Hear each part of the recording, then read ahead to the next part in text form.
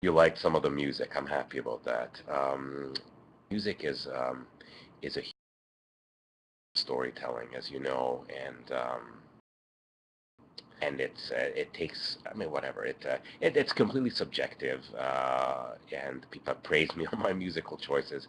Thank you for that. I do enjoy very much scoring pieces. When I'm very tired, I will reach to the tried and true tracks, but if I'm feeling particularly inspired, I will really do a job, and like putting, rap music under the Mumbai slums was fitting, I think. And I try to make the lyrics work as well. If you take the time to listen to the lyrics, it's not by accident generally that sometimes it just flows and sometimes it's strictly melody, but man, that's an enjoyable part of editing for sure, and time intensive. And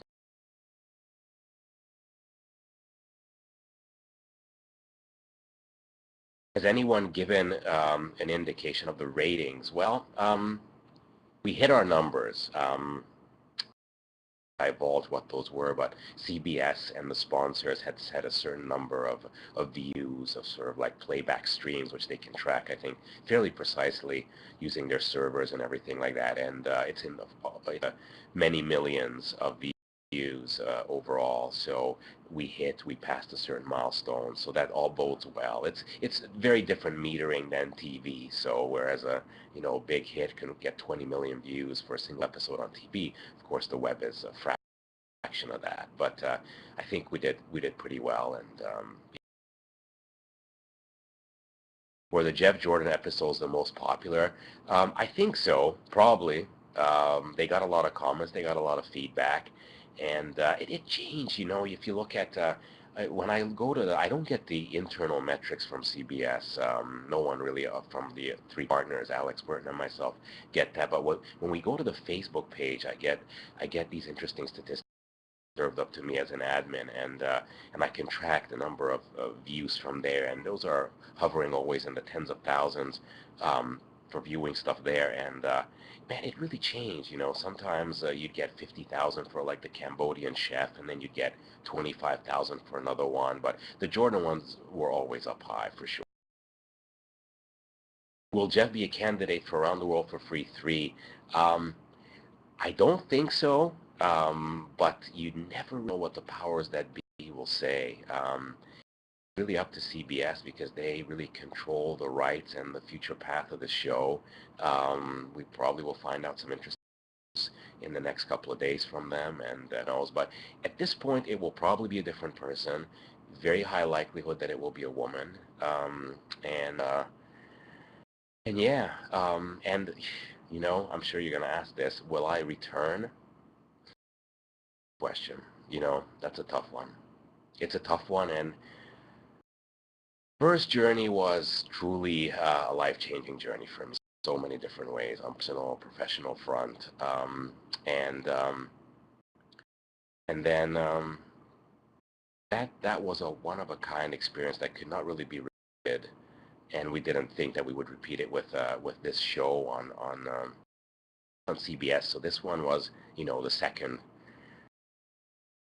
The expression in music they call the difficult second album. When does a record second album, because we have to find our voice amongst corporate constraints, advertisement, a high-profile host who was not as directly as invested in the show as Alex and I were as owners and creators of the season, but yet still delivering entertainment and all that. So anyway, I'm rambling here, but getting back to whether I will participate in a third one in the same way, hard to tell because there's a very big price to pay, big price to pay on a personal front, to be away from your family for a minimum of, let's say, 100 days on the road, and really 24-hour days.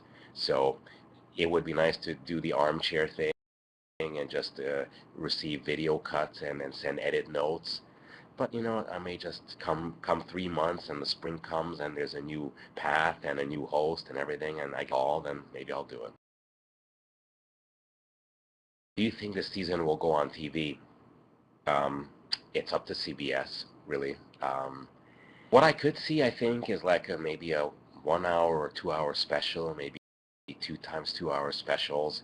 I don't know if it's really in CBS's profile to do like you know, 8 or 10 episode 1 hour specials. It's a different cup of tea, and I have to say that I'm not 100% positive that it's going to go on TV. I'm hoping for. We will do everything we can. As you know, there's lots and lots of footage and plenty more to put on TV than just what happened in the first season as well. So we will do everything we can to put it on there and lobby. And what you guys are doing on JEJO is tremendous. And I see the voices that repeatedly come and clamor for it and make your voices heard. Someone is listening to that, and we will follow up as well.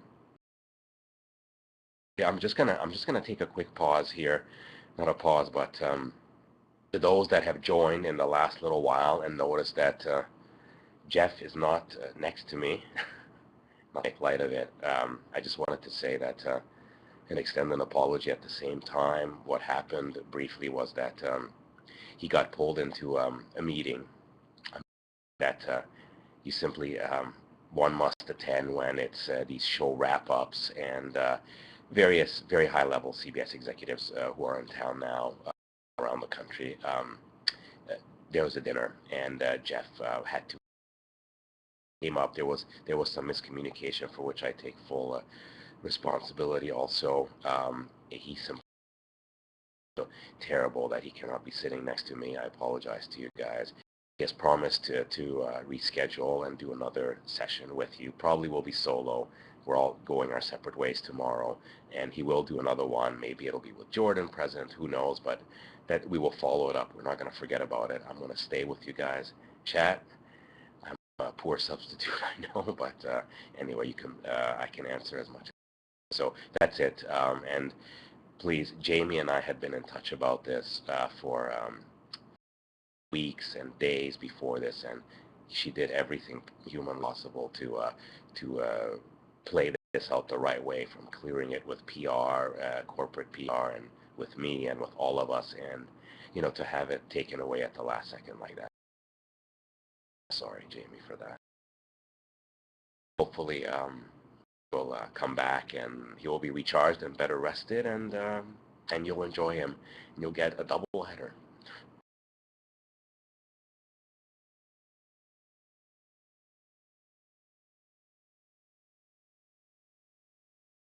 Was there someplace you really wanted to go this time and didn't work out? Yeah, we were gonna do a couple of more countries in Eastern Europe. You know, I'm from Eastern Europe, and Romania is my birthplace. We were gonna go to Hungary. We were gonna go to the Czech Republic.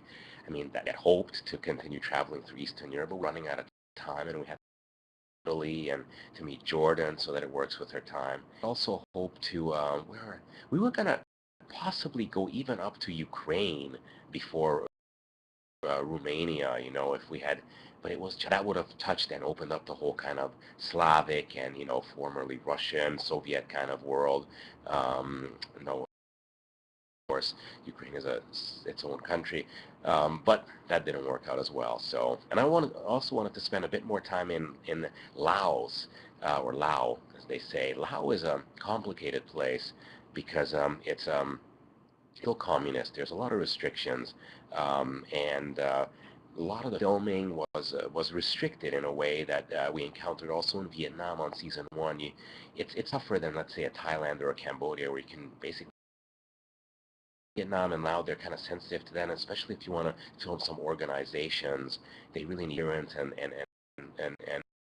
government to do it because they won't do it otherwise, you know. And we had something lined up that was going to be a wonderful, heartwarming story with some children, like children who are off the street and are going to be, you know, they're reintegrated into society and get these wonderful jobs in restaurants and in various other creative fields as well as labor. And it just fell through at the last minute, and with the proper authorities. So we really cut our trip short in Laos. So Brad Burns, my friend, handing out water filters was the best. Big shout out to Brad Burns. Hope to see you tomorrow, buddy. Yeah, for sure. Those are the ones that mean the most to me personally, you know. That's my own personal choice. Me, a trip up Cambodia delivering aid is more, that's more a human story than skydiving, let's say, or racing go-karts or anything like that. That's my personal preference, and I think a lot of the around the world spirit is in not to knock skydiving or jumping off the biggest bungee jump in the world, as I did with Alex, and doing some thrill rides, but you know, give me the Mumbai slums, give me the delivering the aid, give me, you know, give me the stuff where you know, empathy and humbly are witnesses to world and this world perspective.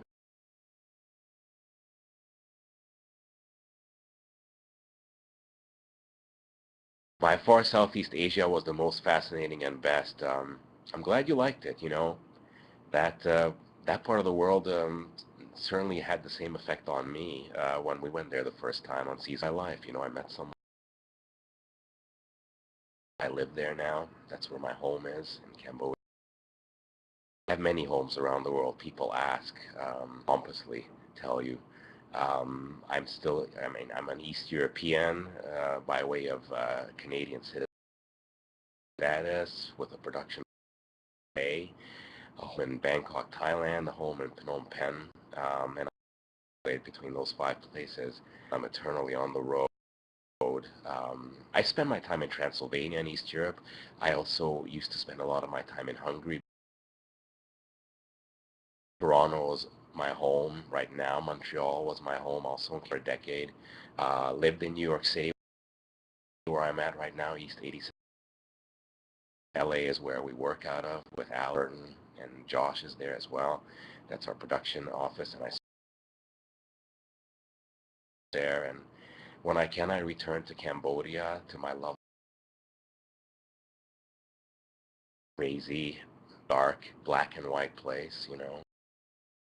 Thailand, which is a much sunnier and nicer place. So that's it in a nutshell. That's me.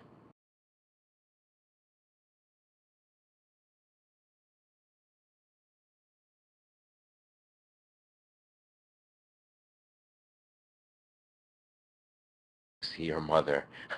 My mother was in Transylvania at the time when we were there, which was nice. When decompressing after a show like this, what happens, or do you miss each other? Or are you asking about whether I'm going to miss, let's say, the crew? Man, it's hard, you know. I think we're all going to, initially, the initial shock is that you kind of sit in a room, really look at the walls, and you're kind of like a fish out of water. You don't really know what to do. You're very tired. The tiredness comes out. You will get sick, as I am right now. A lot of the stress comes out, and you're pretty dysfunctional for a couple of days, and then after you get this huge urge to suddenly call up everyone in the world that you haven't seen, and then you slowly pick up the pieces and start opening mail and all that. So that's going to be my process. Jeff, I don't know, I look forward to buying some clothes back and seeing his friends and eating, and so we'll stay in touch. You know, he's going to stay in Chicago, and I'm going to be.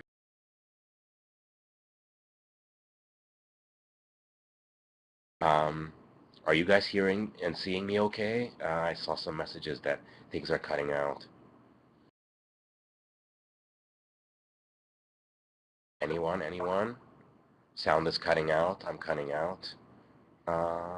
Okay, hold on a second. Let me just shut down one other program here.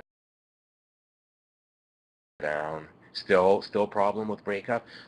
What might happen, guys, and this, I hope it does not happen. Um, um, just hoping that I got into the hotel last night. I think checked in, I mean, around 9-ish, and I think that's when I bought my first day of internet.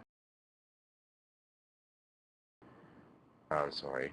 And it might cut me down just before 9 o'clock, at which point I'll reconnect immediately. But just bear with me for that. Um,